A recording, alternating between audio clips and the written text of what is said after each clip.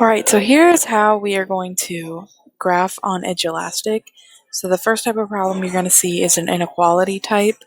And so you're just going to graph this like you normally would.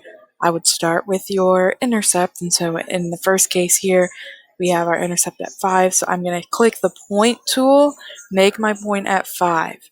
Then I'm going to move with my slope, and my slope is 1/3. So I'm going to go up 1/3, make my second point there. When you're creating the line, you actually need to go back and click the 2 points so that it creates a line through it. So see how it changed from A to B to C to D? That's because you added something on top of it. Okay, we don't have to worry about dotted or solid lines because this Edulastic wouldn't allow us to do that, so everything is a solid line because we have a greater than or equal to or a less than equal to sign. So I'm going to graph the second one. So again, you're creating your 2 points, creating the line through them, it automatically makes the line. Now here's where we have to do the area part. And so on the video or on the actual assignment, it'll say you want to have the shaded area where it would originally overlap. And so what that means is we're no longer shading twice. We're just going to shade our solution because it wouldn't let me have you guys shade multiple times, if that makes sense. So what this means is I'm looking at my sign, so I'm saying this is y less than or equal to, so this line, I'm shading everything down. So I'm kind of keeping that in the back of my mind. I'm looking everything down.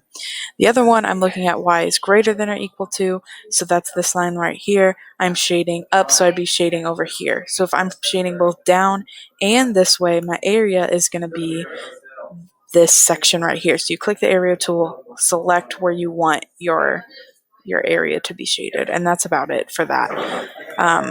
Then the next type of question you're going to see is your regular graphing your solutions to systems of equations.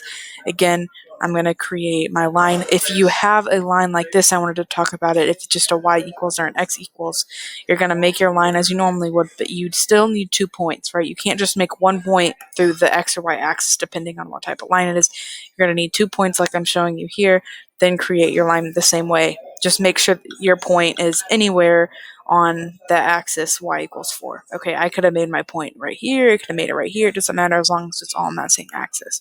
Okay, I'm going to graph my second line again, starting with my intercept, moving up 2 over 1. If you end up having your points overlap like this, still create that extra point. I want that to be there. Then create your line through it. It makes your line. And on the next slide, in your quiz, you would graph this and you would see, okay, I need to go and type my ordered pair solution. And what that means is our solution is we're looking, where do my 2 lines meet? In this case, they meet at 1, 4.